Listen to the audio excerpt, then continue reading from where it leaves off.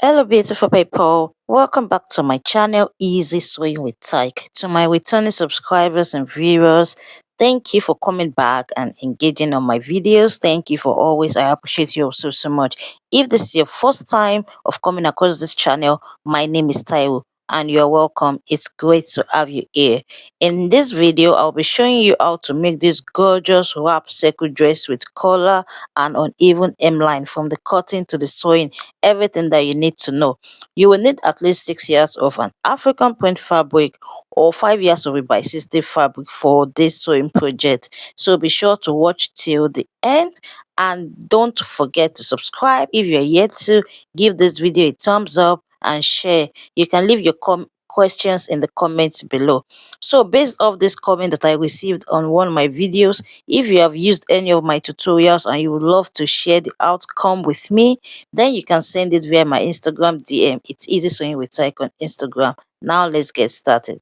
Starting off with the back bodice, I have my fabric here on fold, and this back would not be having any zip attached to it because it's a wrap dress, and the wrap that we have in this outfit is actually functional. It can be opened and it can be closed, so the back bodice does not need to have any zipper. Okay, so there will be no zipper allowance in this back bodice. I'm gonna head to impute the half length, which is the shoulder to the waist measurement, but the half length that I have here is the front half length and not the back half length. Remember that your back half length is always different from your front half length. If you want to understand better, then you have to check my video on how to take your accurate body measurement. But much later in the tutorial, I'll be imputing the correct back half length, but I'm just doing this because I'll be using this back bodice to cut out the front too. Okay, so the half length that I'm working with is 16.5. I added half inch allowance to that 16.5. That is why I have 17 inches there for joining this back bodice to the lower part. Okay, so the next thing I'm going to impute there now is the chest line measurement or the armhole line, and I'm working with 9 inch. The formula to get yours would be showing on your screen. On the start point that way, I went ahead to impute the shoulder measurement divided by 2. Shoulder measurement, which is 16 divided by 2 is 8, and I measured that same measurement on the chest line and I ruled a straight line across. On the chest line, I went ahead to impute the bust measurement divided by 4. Bust, which is 40. 40 divided by 4 is 10 inches. And I added 2 inches sewing allowance because I'll be turning this with a lining. Then on the waistline that way, on the half length, I went ahead to add the waist measurement divided by 4. I added 2 inches sewing allowance and then 1 inch allowance for that. So that's 3 inches in total. Then I connected it. After which I went ahead to mark out the dart intake. So from the center back that way, I went ahead to put in the bust pan measurement divided by 2 plus half, which is 4.5. Then I went up by 4 inch for the dart height and I connected it together to form a straight line. After which I went out on both sides by half inch and connected it together like this. So I'll be sewing on this chalked line when we get to the sewing machine to take in the dart. That is why I added 1 inch extra to the allowance. Then I proceed to mark out the neck dimension, which is 3 by 1. As this wrap dress would be having a collar, so I made use of 3 inches in width and 1 inches in the neck depth. So I connected it together like this. Then from the start point that way, I came down by 1 inch for the shoulder slope.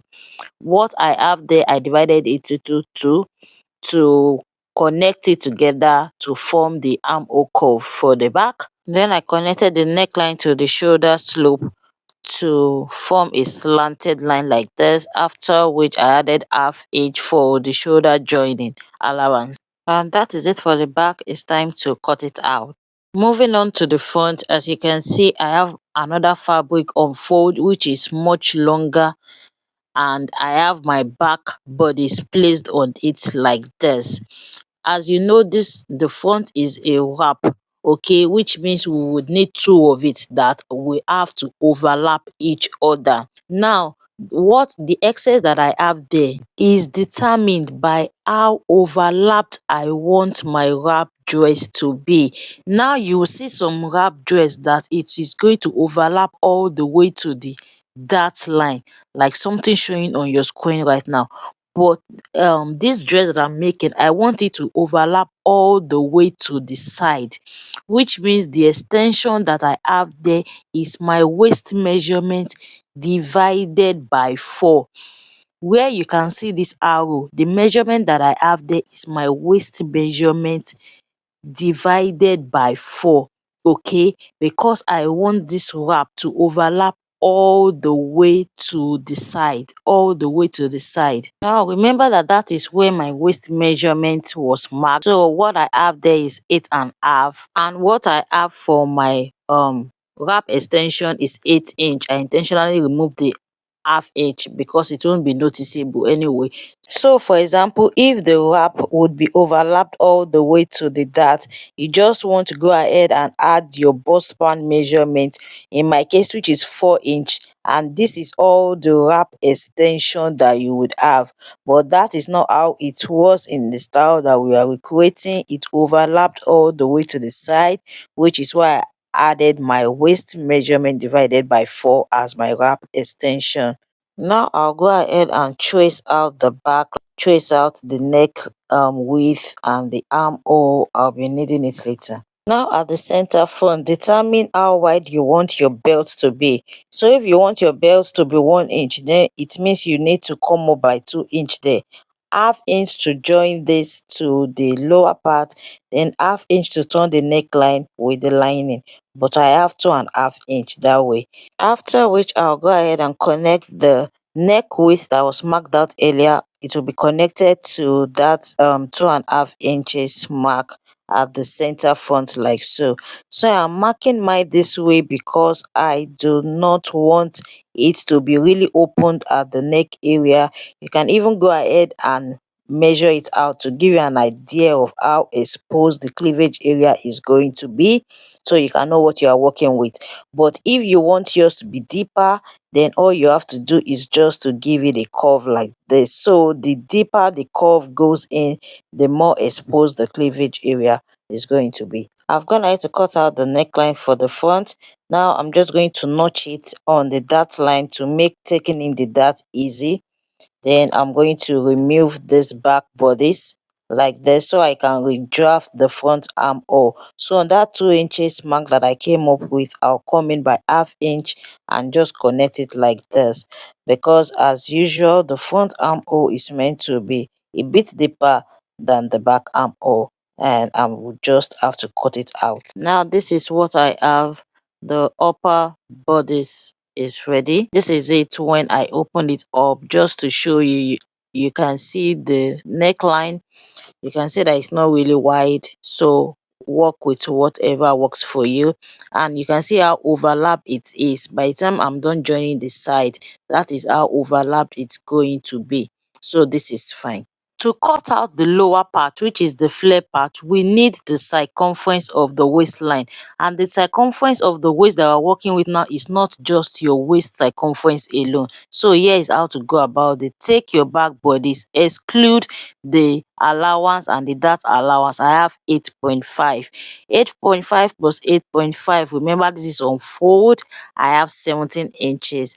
Now we are moving to the front, excluding the sewing allowance and the dart allowance also. I have 16.5 there, which is 8.5 plus 8 inches, which is the wrap extension. I have 16.5, but I'll actually be working with 16 inches because I'm still going to turn that side with a lining. So I have 16 left there, and you know I have 2 of it. So that is 16 plus 16. In total, I have 49.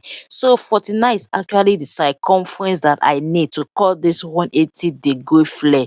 Now to get the radius that I need for this 180-degree flare, I will just have to divide this 49 by 3.142, and I have 15 inches. So the radius that I need to cut out the flare, the 180-degree flare that is at the lower part of this dress, is 15 inches. Now you are wondering, why don't we just use the waist circumference for this flare?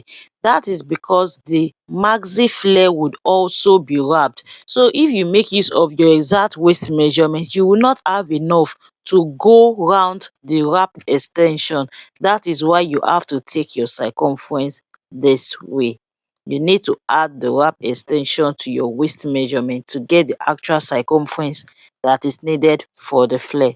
To cut the flare, we need the length as well. We have already gotten the radius. Now to get the length, you want to subtract your half length from your full length. So my full gown length is 59 inches minus the half length, which is 16.5. I have 42.5, and I want that lower flounce to be 12 inches. So the length of this middle part, this maxi part, is 30.5. It's 30.5, okay? So I'll be demonstrating how to go about cutting the flare with this piece of paper before moving to the fabric. So you want to fold your fabric, and to know how many inches to fold your fabric by, just add the radius with the length with the allowance. When I added mine, I have 47, so I'm folding the fabric into two using 47, okay? And by the length of the ankara, which is usually 45 or 46. Now let's assume this is 47 and this is the length of the ankara. From the edge that way, from the tip, you want to go ahead and measure out the radius.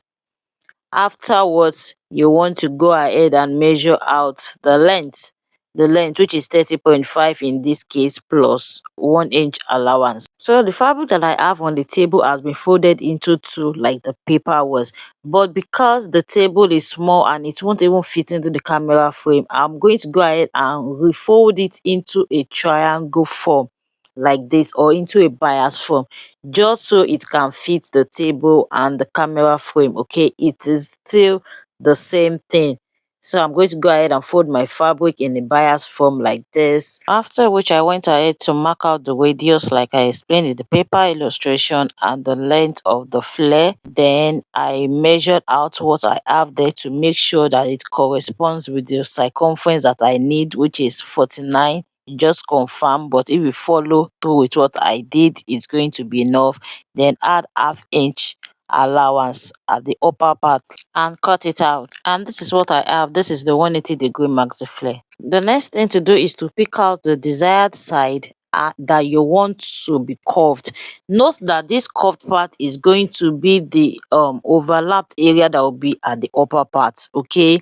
So this is how I went ahead to curve mine, but I actually curved it more, as you can see in the video that is showing on the screen right now, because at the end of the day I discovered that this curve was not as curvy as what was in the style inspiration. So it is advisable that when you are done with your curve and you cut it out, you can just wrap it around yourself to see if you like what you have there. If not, please curve it properly before taking the measurement for the flounce or before attaching the flounce, okay? Now to cut the flounce that is attached to the 180-degree flare, you need to measure out again the circumference. When you want to cut out a flare or a flounce, you need the circumference. So this is what you want to do. From that curved part, just take your tape rule and measure it all the way at the hem. Just measure the hem of that maxi dress that you've cut out. Just measure it all the way, but you won't measure it all the way to the end. Stop like 10 or 15 inches before the other side in order to achieve that uneven hemline.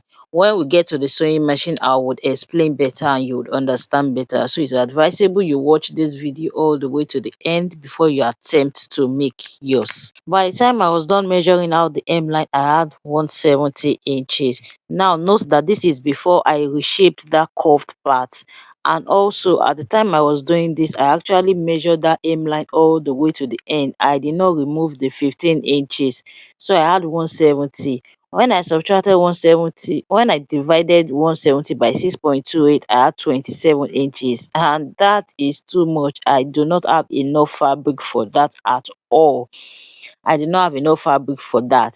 So here is what I decided to do in order to manage my fabric. So I just decided to cut out as much flare as I could, both 360-degree flare, 180-degree flare, 90-degree. Just cut out as much flare as you can till I'm able to get enough that will fill in the hemline. Because if I decide to cut everything 360-degree flare, I will be needing more than 6 years of fabric, and I do not even have that. So this is what I did in order to manage my fabric. So I folded a major part of the fabric that I have left. Note that I still have to cut out the sleeve, I still have to cut out the collar, and I measured out 2 inches this way. After that 2 inches, I went ahead to measure out 12 inches, which is the length of the flounce that I need to add. Then I measure out another 12 inches, okay, and I cut it out. From this, I was able to obtain 2 flare.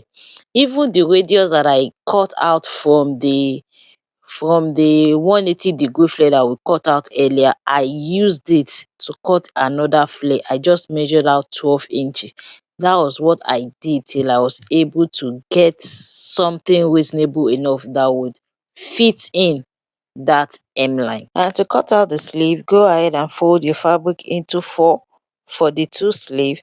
Then go ahead and measure your cap height. The formula to achieve that would be on your screen. Afterwards, go ahead and measure out your bicep measurement on that cap height line. Add your sewing allowance.